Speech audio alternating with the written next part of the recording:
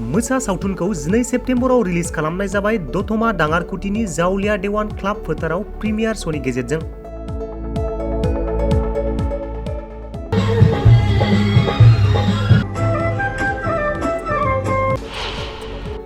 राजा नार्जारिनि बिथोन होनाय आरो फुंखा नार्जारिनि दिहुननाय बे मोसा सावथुनखौ हारिमु मोनाबिलिनि गेजेरजों दिन्थिफुंनानै बेखेवनाय जायो।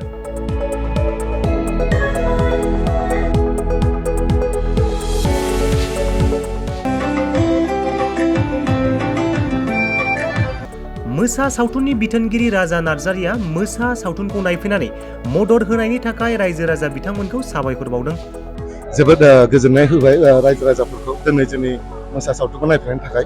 दा जोङो मोसा सावथुन नायगिरिफोरनिफ्राय बिसिनि फिडबेकखौ लागासिनो, गोबाङानो मोजां मोनदों होनदों। स' जों आसा खालामो जे आरो गोबां जोंनि बिटिसि एलेकायाव मानसिफ्रा नायनानै बे सावथुनखौ मोजां मोनगोन आरो बेबायदिनो जोंनि बर' सावथुनखौ जौगानायाव जोंखौ थुलुंगा होबाय थागोन। गोजोन्थों। दिनैनिफ्राय जुदि सोरबाफोर जोमैखौ हेरेसमेन्ट होयोब्ला बिनि फिननायखौ आं होगोन।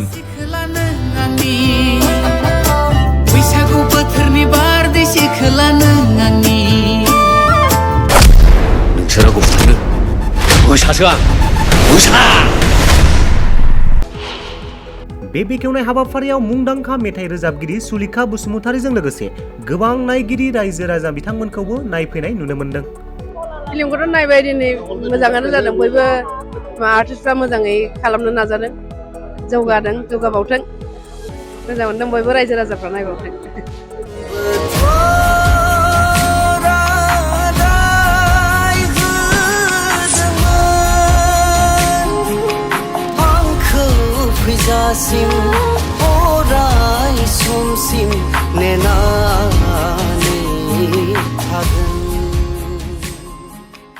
दतमा दाङारकुटिनि जावलिया देवान क्लाब फोथाराव प्रिमियार श'नि गेजेरजों मोसा सावथुनखौ रिलिज खालामनायाव बर' सावथुन मुलुगनि मुंदांखा फावखुंग्रि फुजि बसुमतारीजों लोगोसे जाखांफु फावगिरिफोर फारियै सुदेम सना, मनिषा, दिप्ति आरो गोबां नायगिरिफोरा खौरांनि गेजेरजों गोजोननायखौ फोरमायदों। बहुत अच्छा लगा, जोबोद मोजां मोनदों, गोजोनबाय। फर्स्ट टाइम ना बहुत एक्साइटेडमोन, ओमफ्राय बहुत गोसोआ गोजोनबाय। दिनैनिफ्राय जुदि सोरबाफोर जोमैखौ हेरेसमेन्ट होयोब्ला बिनि फिननायखौ आं होगोन। बैसागु बोथोरनि बारदै सिखोला नों आंनि। मुभियाथ' बुंनो थाङोबा आङो माखासे आंनि बिनानावफोरखौ लाबोदोंमोन। जेब्ला नायबाय थानाय समावनो आयै मा जासिगोन बेफोरबायदि माने कुइसन सोंबाय थानाय फैदों आरो बिसनाव। बेनि उनाव बिदि जासिगोनदां, बेनि उनाव बिदि जासिगोनदां, माने बिदिनो बिराद टुइस्ट दं आरो फिल्माव। बेखौ आङो गासिबो खिन्थानो थांलिया। बयबो बुंदों, रेटिंसखौ मोजां होदों, बयबो होनदों कि स्ट'रिया बिराद मोजां जादों होननानै। आङो जोबोद गोजोननाय मोन्दों बेफोरखौ खोनानानै। गुबुननिफ्राय बिदि बाख्नायनायखौ जुदि खोनानो मोनोबा बिराद गोसोआ गोजोननाय मोनो आरो।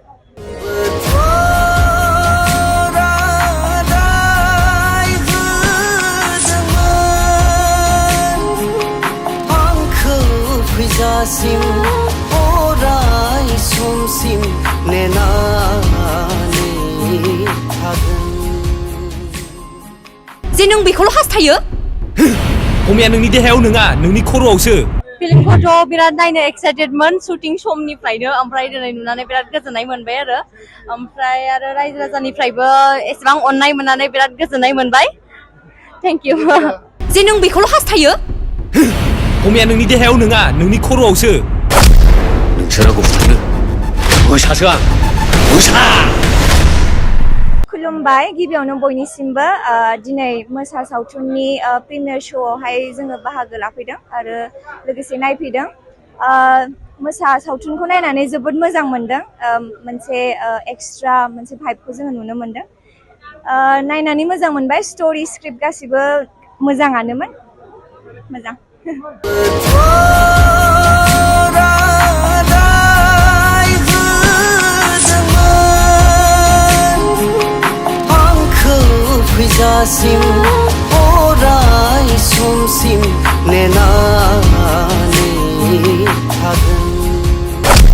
नोंसोरो गथ'नो मोसासो आं मोसा।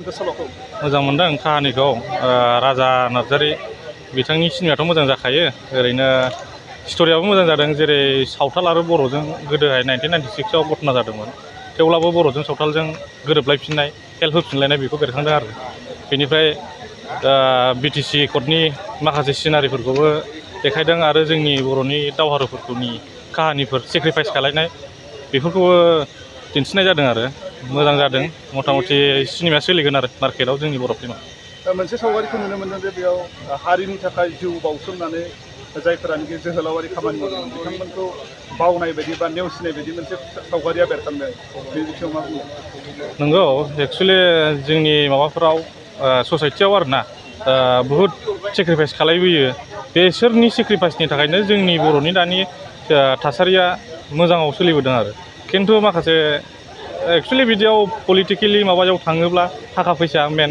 गावबागाव पार्सनेलि प्रफिटनिखौ सानैनो बैसोरनि सेक्रिफाइसखौ बावलाङो आरो मानो होनबा मेन सेक्रिफाइसआ जाहैबाय बै केडार्सफोरा जायो खिन्थु लिडार्सफोरा सा थानाय जायो नालाय बिसोरनो लिडारशिपआव फैयोब्ला माखासे खेथ्रआव बावलांनाय जायो आरो गावनि पार्सनेलि साननाय मेन खाहानिया बेनो थाखा फैसा आरो थाखा फैसा जायोबा साननाय हनाय गासिबो बावलांजोबो बे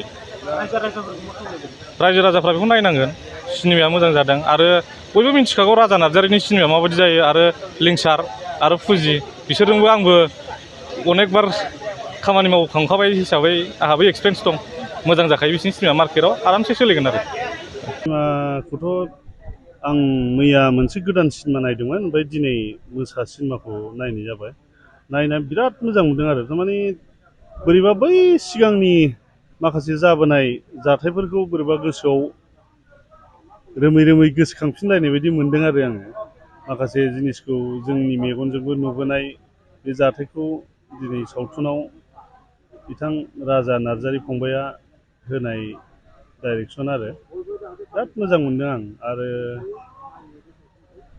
माखासे आर्टिस्टफोर गोदान दंना बिसिनि एक्टिंफोरखौ फुजि लिंसार बिसिनि सारा फुजि लिंसार फंबाय बिनानावमोननि खोथाखौथ' बाद होदो बिसोर एकदम एभारग्रिनखासै बर'आव टप एक्टर एक्ट्रिस होनबाबो गाज्रि जानाय नङा बेनि अनगायै जोंना बिबेक दं बेनिफ्राय सुदेम सना फार्स्ट डिबिउनो सुदेम सनानि आं एक्सुवेलि बिसोर सानैनि एक्टिंखौ ओरैबायदि पारफेक्ट मोनदों आरो आङो जाय एक्टिंखौ नायोब्ला रायजो राजाफ्राबो मोजां मोनगोन आरो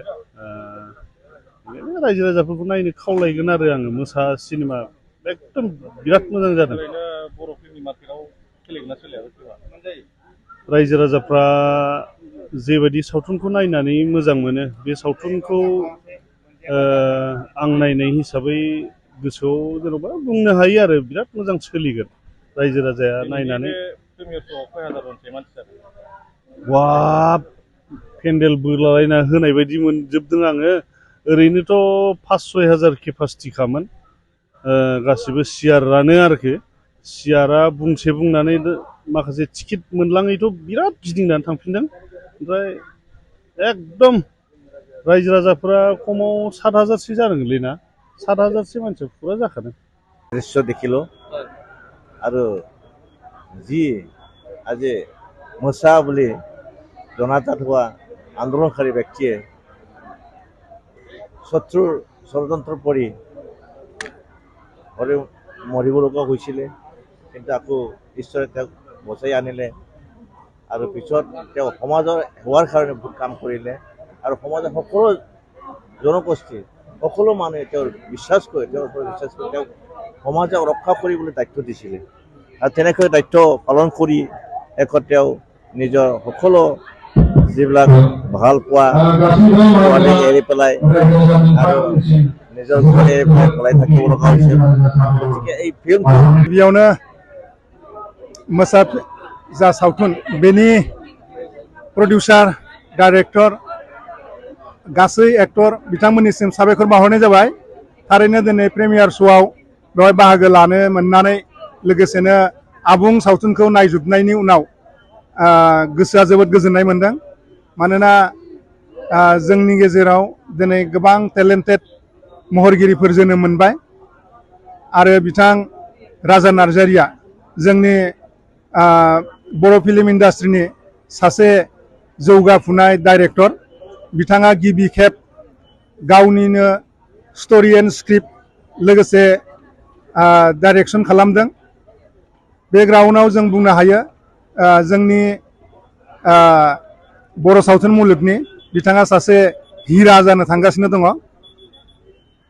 बे सावथुनाव जोङो बर'नि जा गारबोनाय समनि माखासे जिउ जारिमिनखौ जोङो नुनो मोनदों लोगोसेनो दिनैनि बे गोदान जोलैनि मोनसे सलन पुरनखौबो जोङो बे सावथुननि गेजेरजों नुनो मोनदों मोननै जेनेरेशनखौ लानानै बे सावथुनखौ बानायनाय जादों थारैनो जोबोद बाख्नायथाव जादों मिजिंथिदों जोंनि गासै हालामनि सावथुन नायनानै मोजां मोनग्रा रायजो राजा बिथांमोना बे सावथुनखौ नायगोन आरो नायनानै थारैनो गोजोननो हागोन बेवहाय नेगेटिभ होननाय जेबो गैया बे सावथुनाव गासैबो पजिटिभानो दंजोबो गतिके बयबो उइथ फेमिलि बे सावथुनखौ लोगोसेयै जिरायनानै नायजागोन गतिके न'खर न'खर ज' ओंखारबोनानै बे सावथुनखौ नायोब्ला थारैनो बयबो गोजोननायखौ लानो हागोन होननानै आंनिफ्राय फोरमायनाय जाबाय गोजोन्थों डिजिटेल बड' निउसनिफ्राय गासैखौबो खुलुमनाय आरो बरायनाय बावहरनाय जाबाय मदद आरो हेफाजाबनि नोजोरजों नोंथांमोननि सेराव दं डिजिटेल बड' निउस वेब पर्टेल सुखु दुखुनि समाव खैदां खैफोदनि समाव नोंथांमोननि राव जानानै ओंखारबोगोन डिजिटेल बड' निउस खौरां दैथायहरनो आरो जोंजों थोंजोङै फोनांजाबनो थाखाय जानबुं नं 6901559919 उदां आरो सैथो खौरां फोसावनायनि थांखिजों नोंथांमोननि सेराव दं डिजिटेल बड' निउस